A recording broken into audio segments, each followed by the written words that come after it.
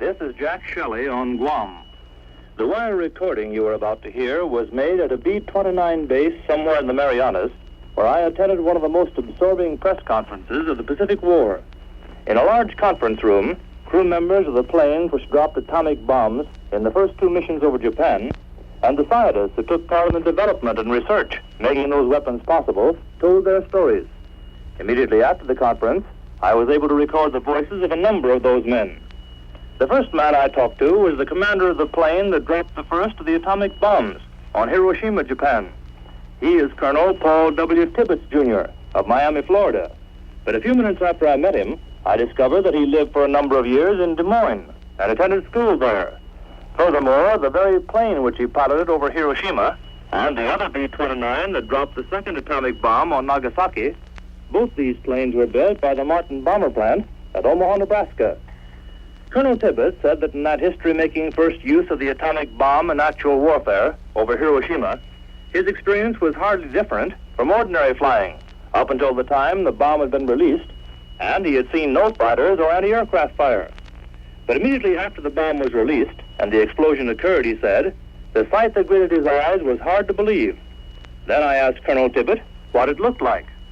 Well, coming up on the bomb run, the city was visible to us. Our aiming point, the military headquarters there, stood out very clearly. After the bomb had exploded, and by the time we could turn around and get a look at it, the city was a mass of dust. And what was the effect on your airplane itself when that terrific blast let go? To me, it appeared that it was exactly the same as anti-aircraft fire. As a matter of fact, I was fooled, even though I was expecting a reaction to the airplane from the blast. When it did happen, my first reaction was that it was black. Because your plane was shaken so by the concussion? Yes, that's right. Were your men equipped with anything special to guard their eyes against the brilliant light that I understand results from that explosion? Yes, we knew that we would encounter a very brilliant light, and all crew members had been issued a goggle similar to the type of a goggle that a welder wears. And that did, I suppose, reduce pretty sharply the amount of light that they saw. That's right. That reduced the light. Nevertheless, was there additional light visible?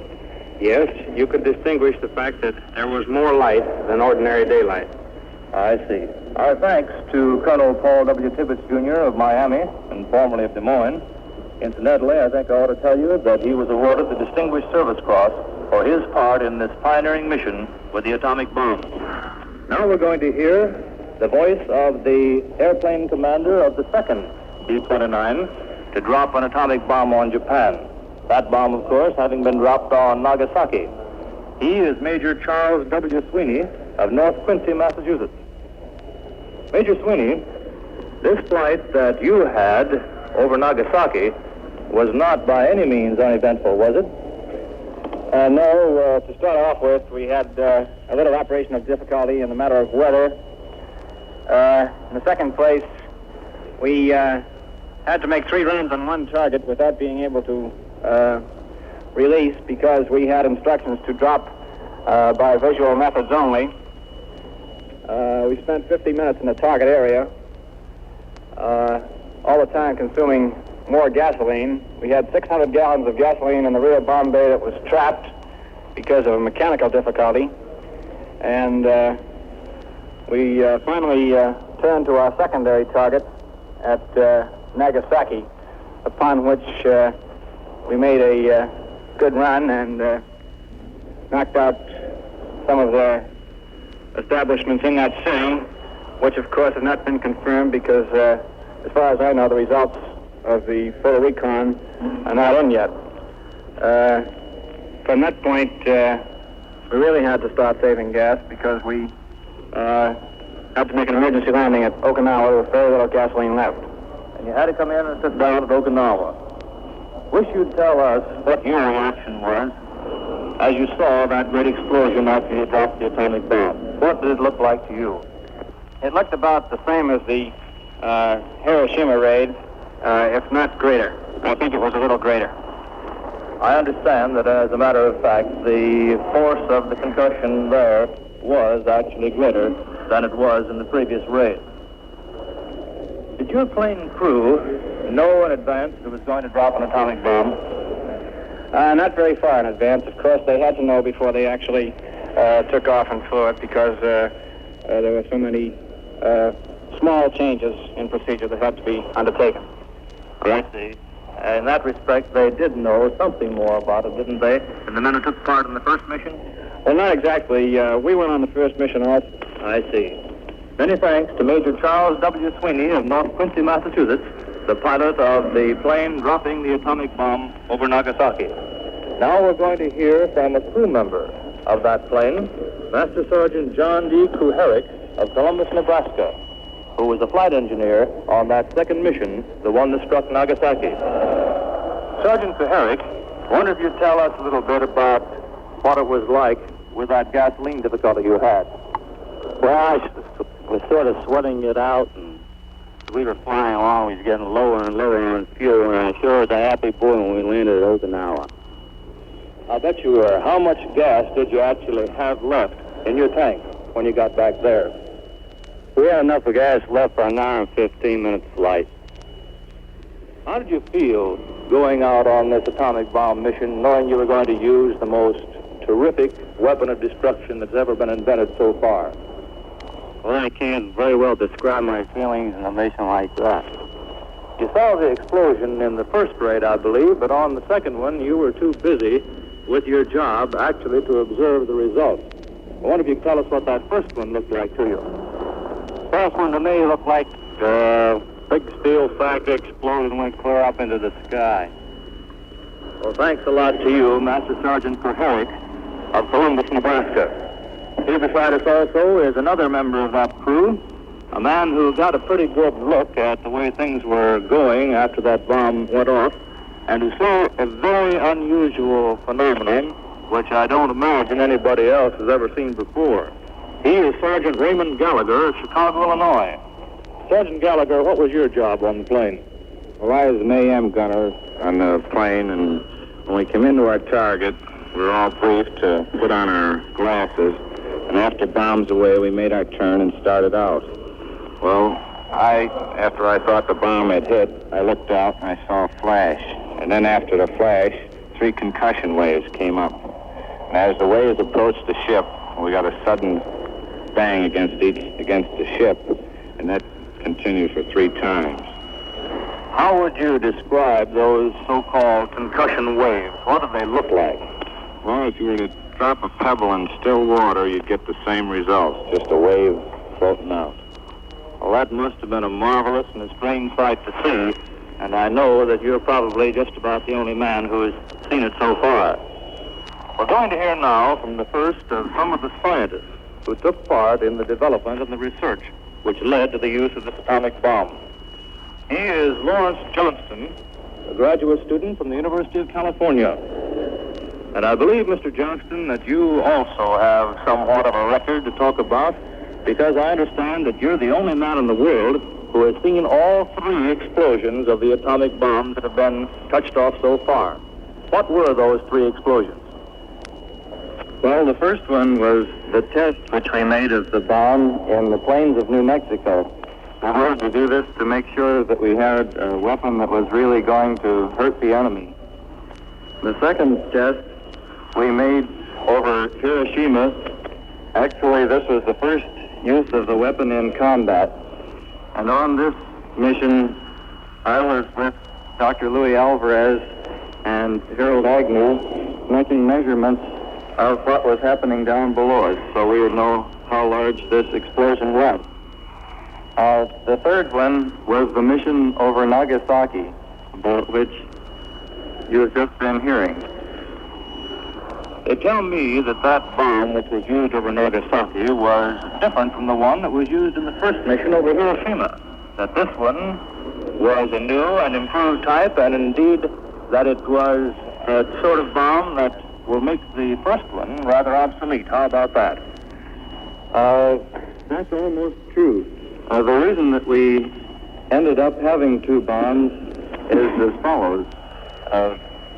It appeared extremely important that we should have some kind of a bomb before one of the other countries our enemies was able to get it. And so we started on many lines of endeavor, any line which appeared promising to produce one of these things, and in the end, two of these methods proved to be successful. One of them, however, is much more useful in war than the other, and that is the kind which we will use from now on. I see, and I hope, as I know you do, that it won't be necessary for you to use it anymore. That's right. Our thanks to you, Mr. Johnston. Now we're going to hear from an Army doctor, Captain James F. Nolan of St. Louis, Missouri, who likewise was engaged in the work out here in preparation for the final takeoff in using the atomic bombs on those first two missions. Dr. Nolan, it seems a little bit strange for me to call you that, or Captain Nolan, either one, because actually I got a big surprise today to find out that you're Jim Nolan, with whom I went to school back at the University of Missouri about 10 years or so ago. Really good to see you. How do you feel out here? It's good to see you, Jack. It's been a long time and a long distance from Missouri. It really has, Jim. Now, I understand, for very good reasons, you don't want to talk too much about the nature of your work out here.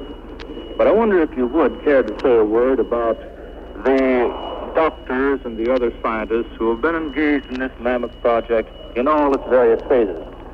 I certainly would. There have been many physicians and medical technicians involved in this work. They have kept the technical staff on the job and have contributed to shortening of the war.